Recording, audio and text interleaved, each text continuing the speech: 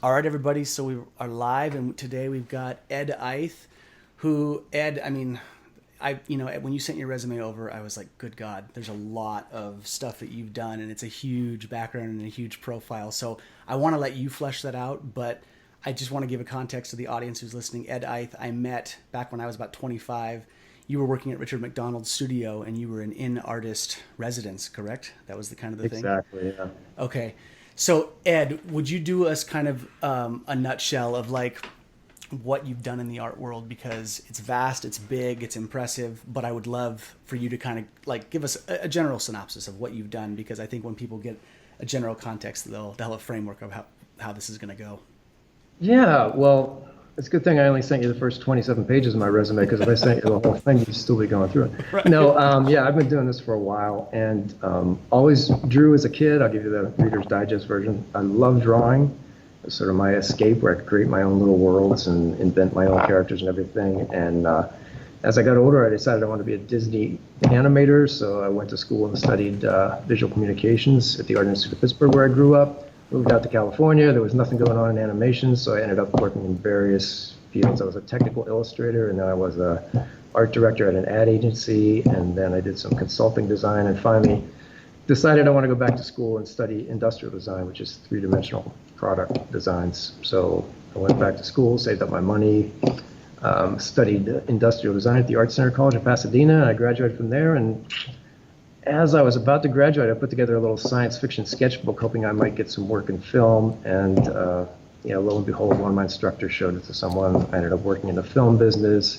First film that I worked on was Flight of the Navigator. It's all Disney family film. And then after Flight of the Navigator was Captain EO, the Michael Jackson 3D theme park ride. Yep. And then just a lot of films. I worked on Hook with Steven Spielberg, and then the one that really seems to be the most popular and the most culturally influential was Back to the Future Part 2. So Yeah. I was actually hired on that as a future consultant. So I was sort of assigned to design the far off distant future of 2015 in terms of Marty McFly's condo and the electronics people would use and Yeah. all sorts of fun stuff. But talk about a dream job, yeah. Well, So yeah, sorry. No, I just wanted to interject real quick there with that. You said you were kind of like a future. Is that like the right title? Like kind of like a futurist artist. You were kind of just asked to be a futurist in your mindset. Was. Yeah, exactly. I mean, I had just graduated from college and I'd been studying industrial design, so I pretty much was up on all the latest technologies, and it was pretty easy to project what was coming down the line. But yeah, 30 years in the future was a bit of a stretch, but yeah, they just took, it was me and 4 or 5 other designers just stuck in a trailer in the back lot at Universal Studios, just speculating about, what if it was like, and what if they hadn't. So it was, talk about a dream job. I'd still be doing it if they hadn't, let me go. Yeah. Fair enough. Well, and so just a couple others. I mean, when Ed, when I first met you years back, and you had told me that you had a hand in these things, and then you told me also you worked on the Rocketeer, right? That was another one that you did, the Rocketeer. You said you said Flight of the Navigator, and did I hear this right? Did you work on Masters of the Universe as well? I did, sort of an obscure film, but yeah, I worked on Masters of the Universe too. Yeah, and you did. So you've had a hand in the concept design work of some pretty major movies. A lot of guys my age too, that are like born in the late '70s, early '80s. I was '81, but I mean that time frame, you've had a huge impact in terms of the pop culture imagery that has circulated through these movies, which is so cool. I mean, that was always, I thought, when you said a dream job, I thought, what a blast to have a hand in doing all of these things. Like, so much fun. I mean, so cool. And people are, I think to this day, will be like, oh man, this guy had a hand in that. It's awesome. I mean, it's what a blast. Yeah, I have to tell you, it's fun to watch every year, because with each passing year, when I teach students, I mention the films I've worked on, and very few of them have these students seen, like Back to the Future, or not Back to the Future, but Hook and Rocketeer. But as soon as I mention Back to the Future, it's like everybody lights up, because that film was so significant. But yeah, it was fun. I have to admit, I only worked in the show business for about 5 years, and then I moved to New York. But in those 5 years, I was fortunate to meet some of the top directors and work on some really great shows. So Yeah. yeah. Well, Ed, so Originally when I wanted to get you on this podcast, one of the themes that you and I had discussed prior to this interview and prior to this episode was sort of the impact that artists make in the culture, like why art is so relevant. And that was a theme that you and I both share, like in the terms of just thinking that art's incredibly important for culture, for one. But two, as you've kind of gone through this, you've done a lot in the art world, and you've had your hand and you've dabbled, put your feet into a lot of different pools. What have you seen in terms of, I guess, how art has progressed, for one, since you started, and two, like, what are you seeing nowadays with like the technological era too? Like, what are you kind of seeing as like art playing the role? Like, what are you seeing? Yeah, because you're in it. You're in the thick of it. Yeah. Well, that's an interesting question because the arts in general is such a broad-based, discipline, because there's the visual arts, performing arts, and let's go with visual, like the stuff you've done, like kind of the visual sculpting, all of that. Yeah, well, that's the end of that bio, which is I moved to New York. I worked as a creative director for the Jim Henson Company for 9 years, and then I finally gave in to my latent desire to be a figurative sculptor, and I moved to Central California. That's where you and I met, and I started sculpting in earnest. So that was the most recent sort of major transition I made, and now I'm teaching full time and sculpting and doing other consulting work on the side. But yeah, the visual arts, in terms of fine art, boy, I have to tell you, I think, there's so much art out there, and I mean, there's room for all sorts of art, and people respond to different things. Like some people like abstract, some people like you and I really love figurative, realistic stuff, and not that it's, I have an attraction to some abstract work too. That's there's some very abstract out there too, but I think the real power in art is when it just touches people. Like there's certain pieces of art where I just I find myself holding my chest. Even if it's a painting by Jonathan Singer Sargent or some other masterwork, it just touches you in terms of how they a really adept artist can capture so much emotion and the soul of the subject that they're painting. It's just it's powerful. And when you cloak things in metaphor, it can be even more powerful when you have these multiple layers of meanings and things like that.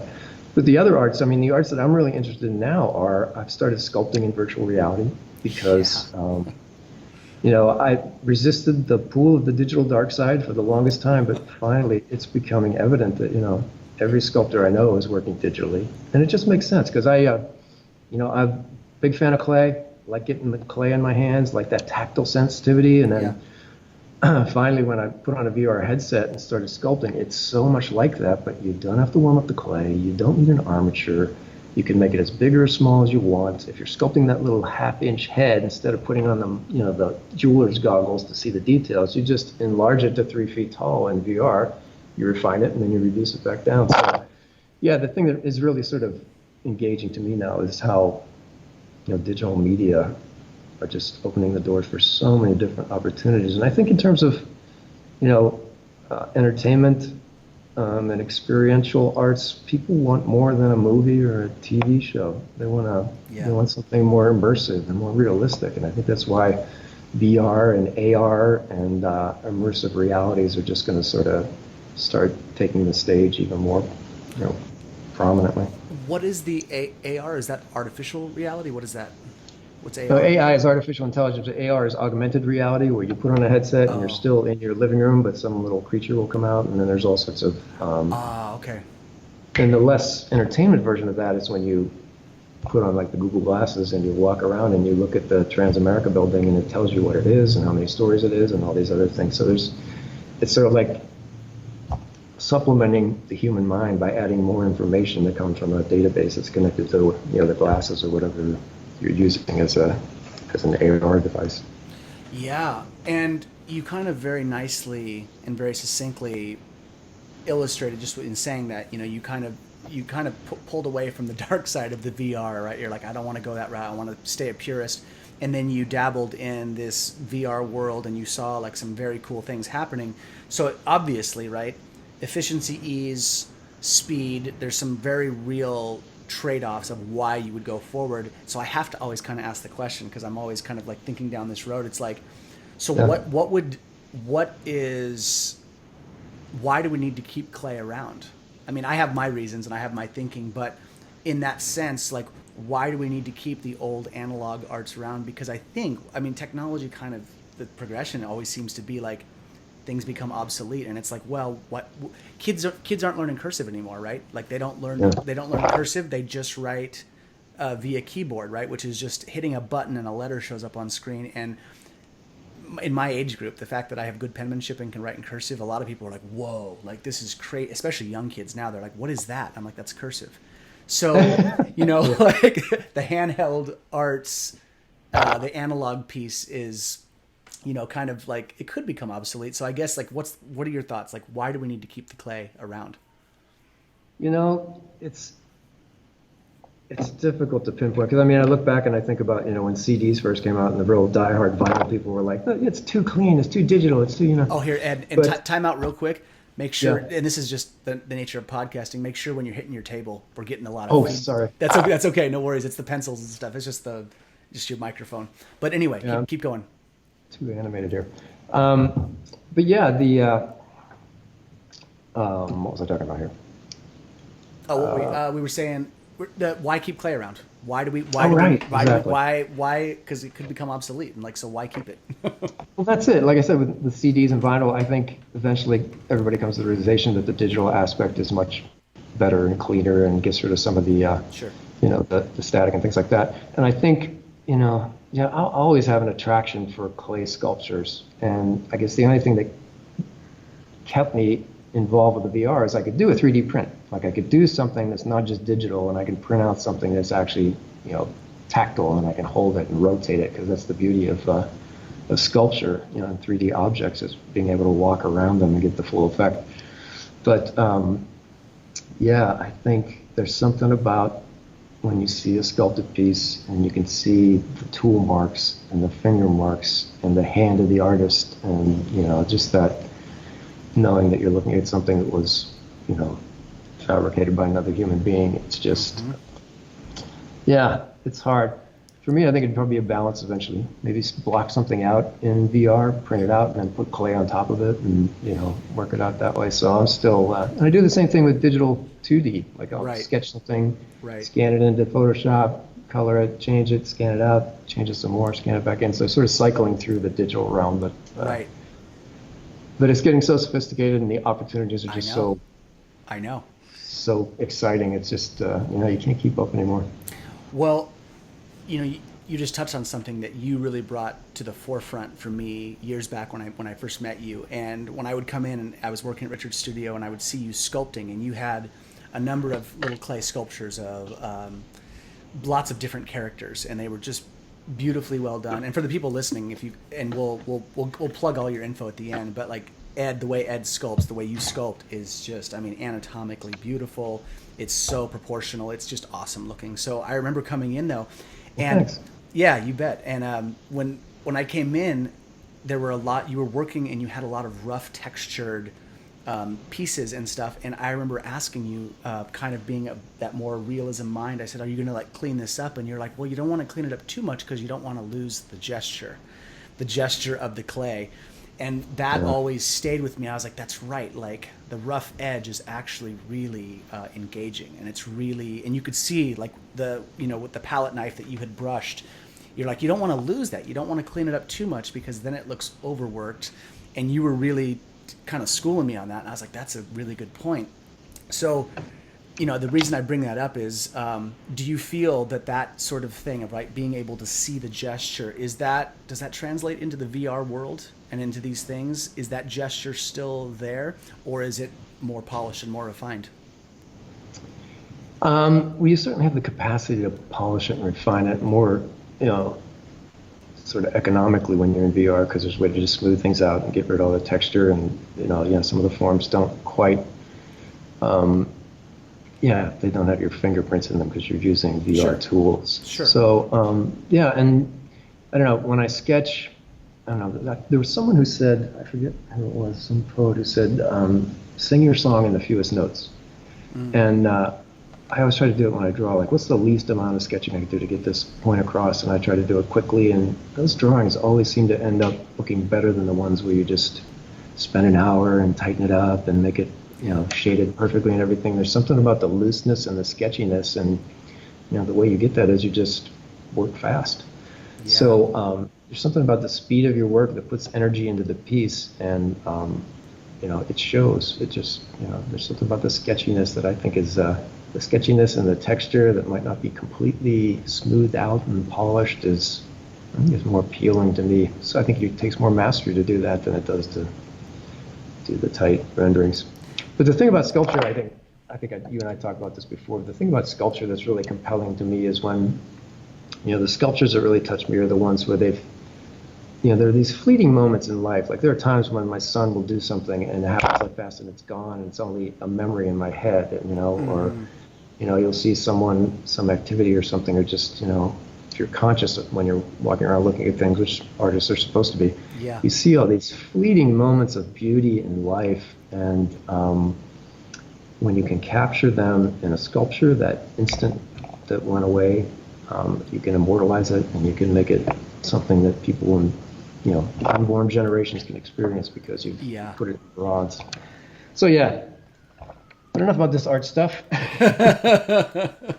Well, tell me this, Ed, because this is also like the side thread we had talked about as well, which was, and you've reached out to me and you've said, you've thanked me and you said, like, I like your work, Ray, and I like what you're doing, and I like that you're trying to bring some mindfulness into like the culture because people need it. And we've talked about this, and you said, that's a really cool piece to sort of explore. And then you jumped in with me that, you had like your background in yoga, which has been instrumental in keeping your body kind of on point. You've talked about, which we're going to get into, which you talked about the kind of the mindfulness meditative approach to sketching and drawing, which I thought was really cool. But I would love to hear some of your thoughts on that mindfulness thread in the context of just, arts and how it's helped you and how it's, supported you along the way, because I think that's relevant, especially for given my audience. Yeah, absolutely. Well, and to be honest, I have to tell you, when I first saw you putting together Omni and the website and the podcast and everything, I thought, I'd be anxious to see how this happens because he seems like such a young guy. But the fact of the matter is, you're quite a matured soul for all the stuff you put together and the insights you have and the studies you've done. And you've been on a really sort of unique path that I think makes you uniquely qualified to be doing this. But and I appreciate being part of the process too. Yeah, thank you. I think there's plenty of violence and superheroes and blown up cars and stuff in the world. Let's talk about the important stuff, which is, how do we become better people? Yeah. But and there's so many things I've learned from your podcast about health and activity and balance and all those things. But for me, I have to tell you, I was athletic my entire life, and I was always either tennis or basketball, or for a while it was aerobics. And then I think I reached about age 40 and I just decided I needed something different. So I went to, I was living in New York and I took a week off and I went up into the Berkshires and stayed at the Kripalu Institute and did a week-long yoga intensive, which just changed everything for me. It was such a great experience. I mean, at first it's tough because yoga isn't easy if you haven't been stretching most of your life, but I stuck with it, and for the next 10 years, I was doing Ashtanga yoga classes like 2 and 3 times a week, and ultimately it paid off to the degree that my body is, I still stretch, I still do yoga. I don't do it as frequently now because I'm so busy and I've got 2 sons, but sure, what a difference. But I find now, for me it started out as yoga, you're just stretching and it's, that's sore and painful. And then eventually your muscles start to get more clay-like and that stretch feels a little better. And then the big transition for me was I finally realized if you do a yoga class properly, when you get up in the morning, you do that, oh, God, it feels so good just to stretch. Yeah. When you do a yoga class right, you're taking just about every muscle in your body and you're going, oh, yeah, stretching it. Yeah. So, and it just, you do end up developing this sort of body awareness and body consciousness. And now it's to a point where, there's times when I'll go in the pantry and I'll reach up on the top shelf and I'll think, oh, yeah. And I'll just stay there for a few minutes holding that stretch because it feels so good, or bending over to get something out of a lower cabinet. But those stretches are just, What was the saying? You're as young as your spine is supple. I think there's something to that. Yeah. So yeah, and now I'm at a point where my chiropractor bills are like almost gone, because whenever something goes wrong with my back or my neck, I can usually find a stretch to get the thing to pop, and then I'm back in shape. So yeah, yoga is a wonderful thing, and I really think it's the mind-body connection too. Once your body is that flexible, I think your mind stays a little bit more flexible. But meditation, add to that. I don't do it as frequently as I should before meditation. When I get into a good deep meditation, I feel like my body relaxes, and then my face, there's so much tension that I'll hold in my face. I can just feel that melt away. And then on a really deep meditation, I can feel, it's almost like at the center of my brain, like the brain stem or something. It feels like this when I start meditating, and then finally it just sort of loosens in my head, and there's this flood of just total relaxation. Yeah, and for the people that are not watching on YouTube, what Ed was doing was a clenched hand, like his mind was a clenched hand, and then by the end of the meditation, right, it's like opening and like a flower blossoming, right? Yeah, Good analogy. Yeah. So I really think, once everyday life just has those, frequency of oscillation of brain waves that are just so, there's so much static and there's so much going on. But when you finally, even if it's just a few minutes a day, if you take that time to unplug, and we could talk about meditative drawing, which is something I do too, because I think that's a way to help your drawing practice. If there's any artists out there that want to hear about that, Absolutely. There's a way of sort of unplugging your brain when you draw, which strangely enough can lead to some creative insights that you probably might not have had if you were, struggling to come up with an idea like some artists often do. I do. Yeah, I mean, it's struggling with inspiration. It's a struggle. Yeah, I think it's like writer's block for writers, or the inspiration idea that you're going to get for the drawing or for the sculpture. Well, before we jump into this, so the people that are listening and watching, Ed is definitely going to do. We have this whole camera set up where he's going to actually do some drawing for us and talk about this meditative process, and how to do that. And I have a question before we get into that. And sure, this is more of it's kind of a sharing, but I would love to hear your thoughts on this. So when I was in college, I was studying martial arts for the first time formally. I had studied with my dad informally for years. I'd done judo as a kid, but then I found my first real formal teacher, and it got to a point in school. It was such a cool time in my life where my only responsibilities were training martial arts a couple hours a day. I was a studio major, so I was sculpting, drawing, and painting like all the time, and I had a ton to do. So my whole life was basically martial arts in the evening, painting, sculpting, and drawing for most of the day, and then I had a part-time job as a cook at like this organic food store. I mean, it was awesome. It was such a cool setup, for a period of time. And when I did that, though, you just talked about how you partaken in yoga and done these things, and it's really helped you. The thing that I became very aware of was, for artists, and I think it's a thing we forget sometimes, but we do. Even though it's technically not athletic, you're still using the physical body to make art, right? If you're a sculptor, you're squatting, you're moving, you're texturing clay. Someone like Richard McDonald, who we both know, who was doing very massive work, right? The body is still very involved, and it's the vehicle for which art comes out of. We have to use our hand, the mind, the breath, whatever you want to call it. But I noticed that my art was, I would say, more inspired. It was easier for me to access my artistic nature through physicality and movement. So it seemed like there was a kind of a reciprocal relationship, oddly. At the time, I was trying to make sense of it, but it was sort of like moving my body, breathing and being active, and doing that really facilitated good artwork. And they were very harmonious together. They were very... they linked up naturally, and it was kind of it was very strange to me. And then I kind of did, research, and I saw that the samurai, when they were practicing battle, they were also trained in floral arrangement and calligraphy. Like, it was a requirement. They had to learn those things to counterbalance. And it always kind of just got my mind spinning, and I would just love to hear your thoughts, or if you have any relational experience to that. Did the mind-body arts sort of, I don't know, augment your art, help your art, support you, that process? I would just love to hear your thoughts as an artist.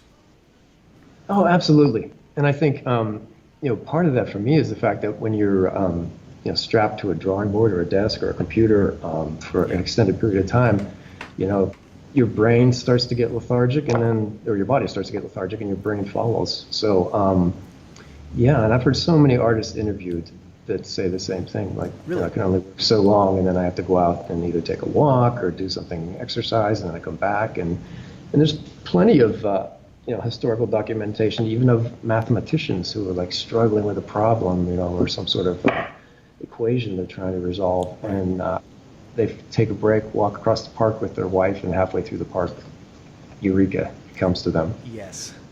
So there's something about that, yeah, taking a different approach, and then, I think, plus there's just a physiological aspect to that. You do something that gets your heart rate up, it pumps your blood faster, it gets oxygen to your brain, and there's just, so yeah, I think I'm probably out of balance to that extent. I really need to, because I found that's what kept me, I was putting myself through college, and I didn't have much money, and I was working after school, and I had this full curriculum and everything, but I always got up at 6 a.m. and did an aerobics class. Yeah. And it was like, didn't need coffee, didn't need anything else. It just kept my, Right. my vitality up for the whole day. Yeah. So it's such a great investment. Well, it's interesting. I'm glad to hear that, and I thank you for the the mirror there. And that was kind of an interesting point when I had this. It was an issue, not an issue, but I had this conversation with my dad many times. As a kid, I was a really heavy set, chunky kid. I've always been a big framed guy, but I was really like heavy set as a kid. And I remember my dad. I wanted to be a cartoonist for a period of time, and I was really like, I want to do that, or a comic book. And my dad was. I also brought it up, like, I was like, but Dad, if I sit all day, like, won't I just, like, get heavier? And he was like, that's a possibility. Like, you really have to kind of, with your constitution, you're going to have to mind your body and be healthy if you want to be an artist, because it's going to be a sedentary job to a degree. And that really got my mind spinning early. And, oddly, Ed, right after I met you was kind of when I went, all of my art that I was making was kind of healing based, or healing in its bent.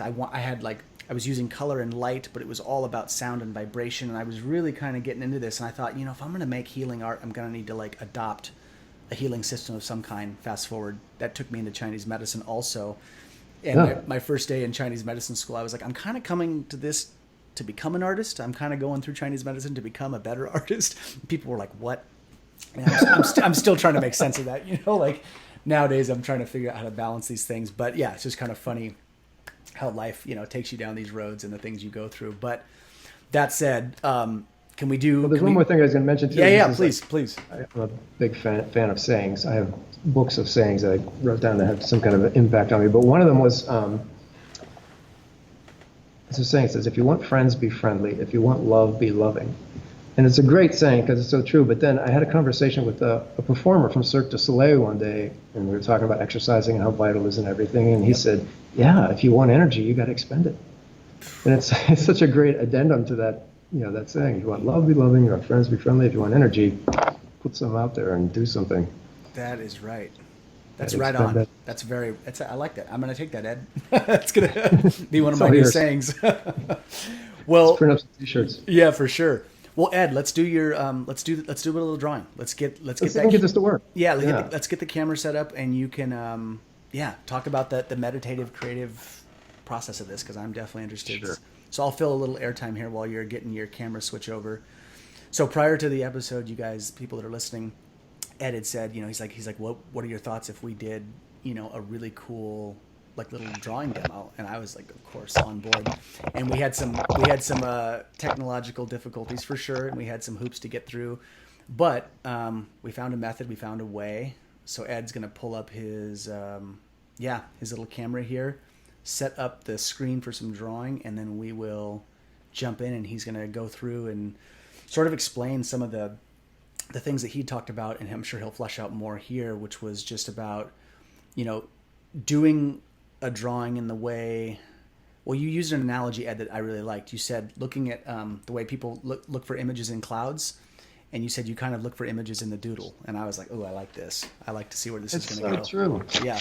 So the first part about meditative drawing, I think, too many times when we have,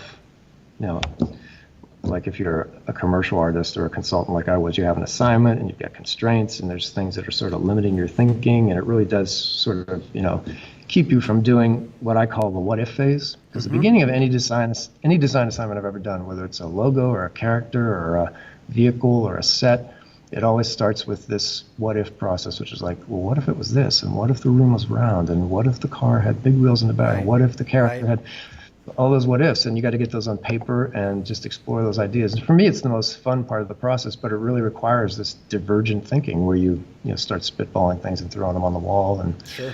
And then eventually you pick out the ones that are most suitable, you show them to the client, you pick out 3 that are good, and then you refine those, and eventually it's like an inverted pyramid for me. You finally come down to that final design and you do it in color. And Got it. and that's the way the design process has worked for me almost exclusively. But there's just times when you get to the you start running out of what ifs, and then that's when I think it pays to either step away or to do what I do, because you can think about all these ideas in your head, but until you start putting them on paper, they don't really become tangible or Right. usable. Right.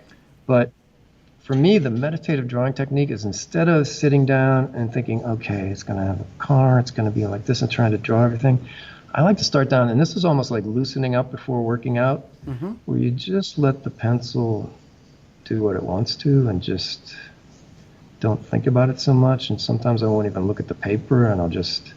it starts to loosen up your hand and let things flow a little bit more. Yeah. And sometimes it's patterns, like maybe I'll try to do perfect circles inside this, keeping it all loose. And I'm drawing, it's what I call drawing from the elbow, where you don't get too tight and start sketching with your hand, but the hand stays static, and I just keep sort of sketching like so. Yeah. And sometimes these will turn into nothing, but sometimes... you get some really interesting patterns. Yeah. But it just gives you that ability to disconnect for a minute. Yeah. And you then... get to go into the abstract a little bit. It's like less formal. Exactly. Yeah. And if you're doing something more geometric, like... Let me take another marker here.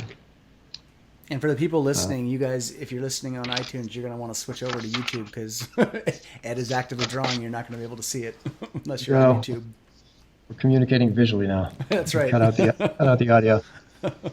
But and if it's straight lines, sometimes it helps just to draw straight lines and see if you can get them to flow and get them to get straight and get them to be a half inch apart. And it's all about, it's like, I consider it like playing scales on the piano. You're really just sort of loosening up. And again, this is my forearm sliding across the table. It's not, because as soon as you try and do it with your wrist and... Yeah, it's not as straight. Exactly. Right. So and then when it finally comes down to having to draw something, I find that, and I've met other artists who do this too, interestingly enough, where they'll just do a random, like say we're doing a character design. When I did sculptures, every once in a while I do this, where I just try and not even think about it, look away sometimes. If I'm doing a vehicle design, it might just be...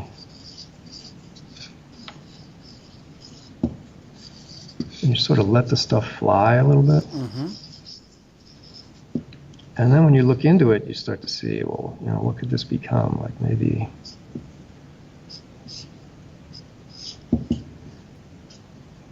Oh, yeah. Yeah, I can see what you're saying. It's like the inverted pyramid. You're sort of distilling it down. You're like letting the loose come first, and then and then building off of it. There you go. Yeah. Because these spontaneous things will enable you to come up with shapes and forms that if you sat down and tried to wing it on your own, tried to make these into something, probably wouldn't work as well. But these random shapes can just sometimes start to generate ideas. Oh, yeah. And it's the same thing. One of the things I'm really enjoying right now is I'm sort of obsessed with faces, so I'll draw a lot of... I'll do that next. Let me see what's going on here, though. But this, for me, is the fun, playful part of art, where you're sort of doing what I did as a kid, where I just sort of didn't have any expectations. I didn't have any... Right. Well, and it takes the constraint off a little bit too. I think it's just more freeform, right? That's the thing you're saying. Like, so people that are, again, if you're not watching, you're gonna want to switch over to YouTube. But I can see like you said, the gesture coming from your elbow, the gestures are big and loose. They're not fine-tuned and meticulous. So you're just going with like large gesture. Exactly. And sometimes with my students, I'll tell them that, if you work with thumbnails too, like it doesn't have to be big. Like when I was working in film, one of my favorite ways to draw spaceships was like this, where you just sort of dot, dot, dash, dash, and throw some shapes down, and then suddenly, it can start to turn into something. And is that showing up? Yeah. Yeah. I can see it. But it's just these sort of, allowing yourself to be more spontaneous. And, I love arcs, so I'm always throwing arcs in here, but sometimes how can it be more geometric? But stuff like that. Yeah. And I think, did I bring some drawings? Let me grab these drawings so I can look at some of them. I love it.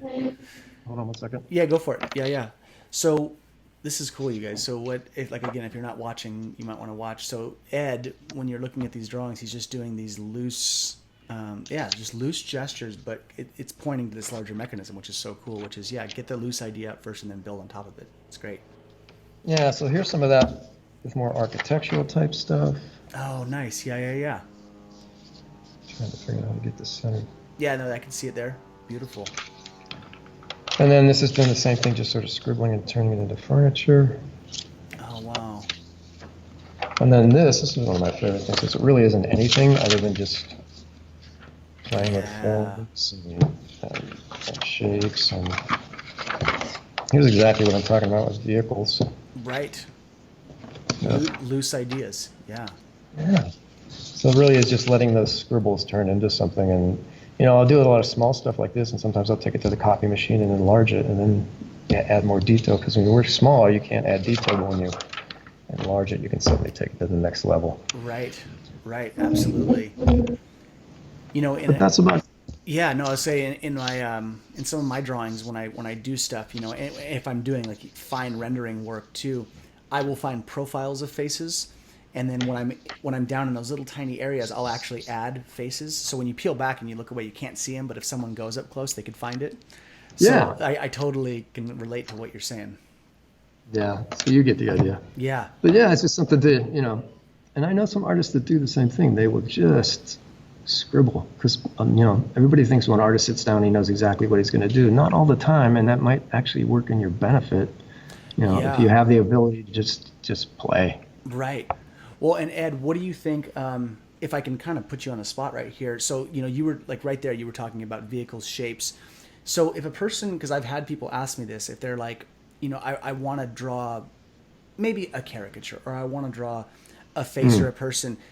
If you were to do like a face or, a character, do you kind of operate in the same way? And if so, what would that look like? Like, how would you start that process, drawing that if you were kind of going for like a character, but you're not going for like a set thing? If someone comes to you and says, we need a character, do you kind of do it the same way? Is it the same thing, loose first and then find the face? Like, how do you do it? It is, and it's interesting because, when you sit down in a meeting and you're hearing about the, what they're looking for, and it has to be like this frog, or it has to be this older couple, or things like that, and you start to formulate things in your head, and I always try to get those down fast because, it might just be a thumbnail sketch, but if you don't get it down, it's likely to evaporate pretty quickly. Right. But yeah, then after that, when I start running out of ideas, it will be sort of like, just putting in a head and a chest, and, if it had big feet, Mm-hmm. And then sometimes I don't get so specific about what I'm doing. I just let that scribble happen, and maybe that's going to start to inform a character design or something. So, and then when you get down to the details, I'll put a tissue overlay on this, and then maybe I can get more refined with it. Or I start to map out the features, and what if this guy had a big nose?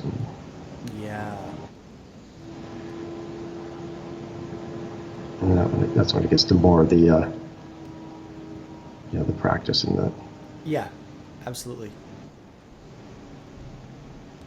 But that's it. I really think, if you really want to be an artist, for me, it's about visually communicating. It's about drawing, and it's about, being able to put ideas on paper, and,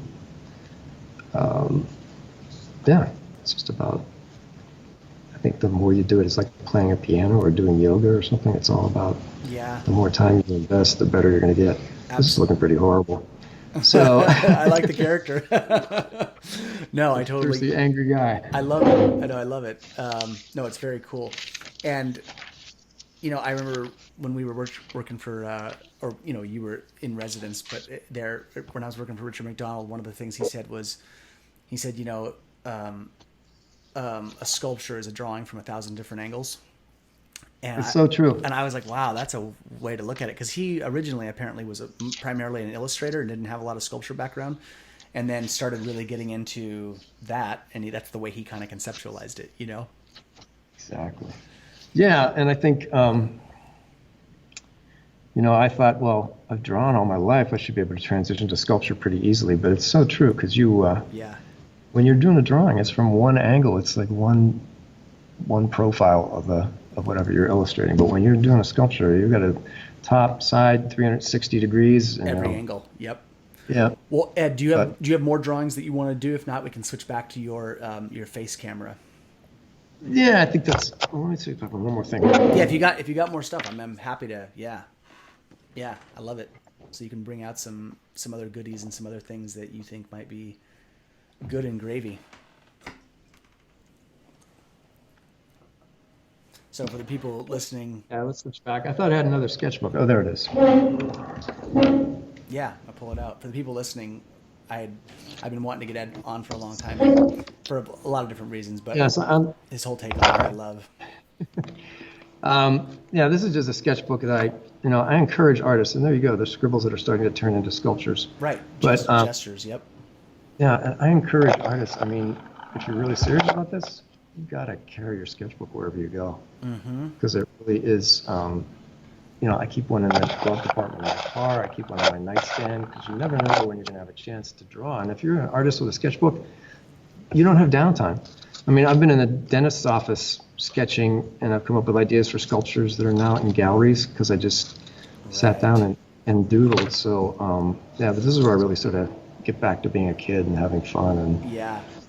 just Well, some of your characters that you've posted online and like this type of stuff, I mean, I loved that work because there was so much anima and character in those faces. There's so much alive in them, and I can definitely see the playful side, which I love.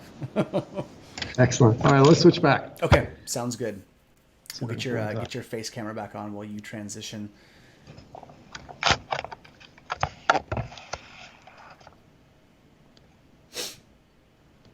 Well, so I think, Ed, can you still hear me as you're transitioning?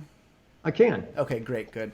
So, the thing, I guess, that I've wondered about all of this is people that are listening to this, and people that are aspiring artists or new to art that maybe don't have the formal background in art.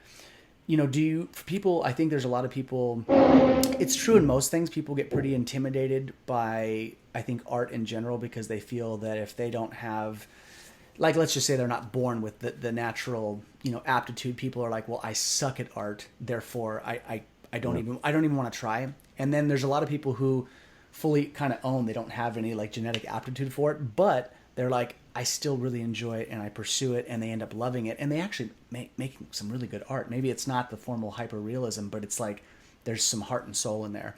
So Yeah. like, what do you tell, I guess, budding artists, whether they're naturally talented, quote unquote, or not? Like, how do you, because I know you teach, and like, what do you kind of, I know you're probably working with highly skilled people, but like, how do you broach that membrane when, people that are kind of apprehensive to get into art because they're, quote unquote, not good at it, or they're hung up on, engaging it for that reason? Yeah, well, you're right. There's a whole range of people, and I think what you said is true to the fact that there are some people that are better at music, or more audio oriented Yes. than visually oriented, and then you have an aptitude for that. Yep. But I'm not sure about I think, yeah, it's probably like tennis or piano. I mean, there are certain people that start at an early age and they're virtuosos, and they have this natural sort of genetic inclination for whatever it is. So those people are, the small percentage. And then there are just people that really want it so bad and they love drawing and, they put the time in they need to, much like a tennis player plays day in and day out, or a musician practices. And I think, if you want to be good at something, you need to be doing it more than a lot of other people, or more than anybody else. So, yeah, there's that. There's just this, I think it pays to have a passion for it. Yeah. I mean, as with anything else. And then you invest the time and find the right teachers too. I mean, none of those tennis players or piano players did it without a good coach. Yeah. And that's the beauty. Very the beauty true. of technology now is there's so many great artists out there putting out free videos, and there's just a multitude of resources out there for learning the arts and learning just about anything now, which makes me a little jealous. I watch my sons and they have all this stuff at their fingertips and they're digital natives, and I want to do over.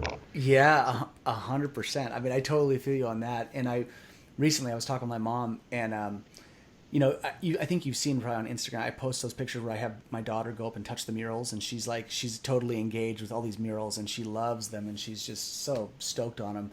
And that is so sweet to watch. It looks like you're really investing in her creativity too. Yeah. No, she digs it. I definitely am, and she loves it. But I think that's the kind of thing I was talking to my mom about. I said, Mom, part of me would love to learn how to do murals. Like, I would like to pursue some time learning how to do larger art, because big matters for me, like big things, big people, big art. Like, it always seems to just really catch my attention. And I asked my mom, I was like, so how does one learn to mural, quote unquote? And she's like, she's like, you can't, you have to, you got to find somebody, and it's just like an oral tradition that's passed on. And of course I go to YouTube, I'm like, how to do murals. And it's like this plethora of stuff on how to grid, on how to, and my mom said, she was like, well, God, things have changed quite a bit, haven't they? I said, yeah, they really have. There's so much access nowadays if you want to learn, I think, anything. I mean, I think the internet has definitely revolutionized things. And then with art, it's like you said, right? There's this whole new world of being able to tap into stuff that maybe had been, not I want to say off limits, but would be harder to acquire, right? When you were starting your career, right? Like, that digital era thing has really changed some things. Yeah, and I think with murals, it's as much about creating your own art, your own artistic style, and then applying it to a building as it is just sort of, I want to do murals.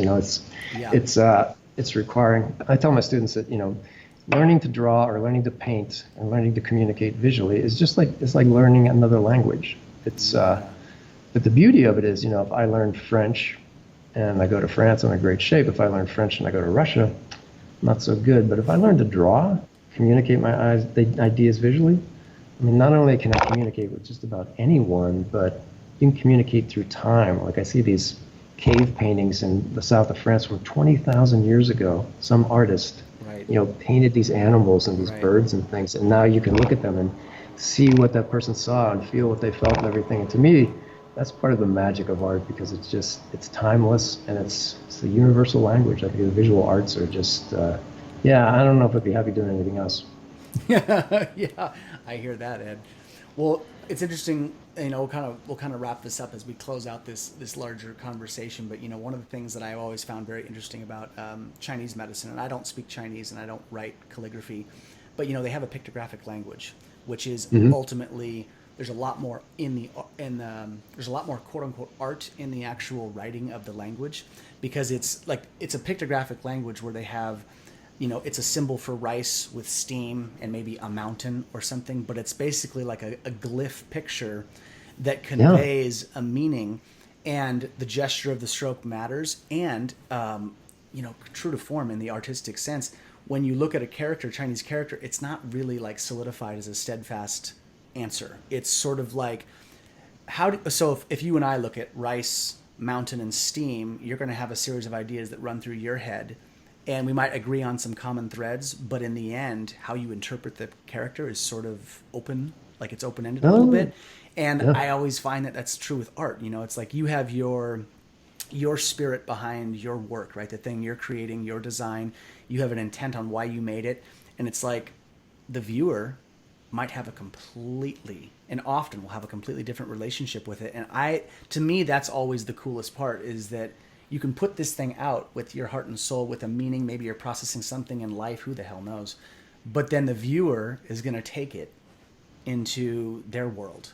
And that's Yeah, it's a subjective nature of art, and it really is, the way things can be interpreted and misinterpreted. Because I remember seeing an interview with the musician Seal, and they asked him, they said, "You never put the lyrics from your songs on your CDs. Why?" And he said, "Because," he said, "someone came up to me once and said, that song," and they mentioned the lyrics, and they said, and how you were talking about it, and they reinterpreted what he had said. He said, "That's nothing like what I had in mind when I wrote that song." Yeah. He said, "But it was so meaningful to them because they misinterpreted it that I don't want to leave people." Right. They didn't know exactly what he was singing, so they made something up that they thought he was singing. So, yeah, I think there's something to that where, it can be open to interpretation. And I didn't know that about the Chinese symbols, though, that they can be sort of like a shorthand with, boy, how do you communicate when they're open-ended like that? Yeah, I mean, they definitely have, like, meaning, right? Like, they have, like, you look at a character and it will mean something. Like the word, chi, it is like, rice with steam coming off of it. Like, that's the character, but it points to a process, and then it's contextual because you can change the radicals. You can, like, put a different symbol in there in the middle, and it changes. But it's very different. And they read top to bottom, from right to left, right to left, and we read horizontal left to right. I mean, it's a totally different world, but in any case, as a side note, well, Ed, in kind of closing, my last kind of question, this is like definitely just my curiosity as a child, like from watching some of the stuff that you had a hand in, out of the creative design work that you've done, the movies, maybe the projects that you've worked on, what's been sort of like the cream of the crop highlights of like your most favorite thing that you touched on?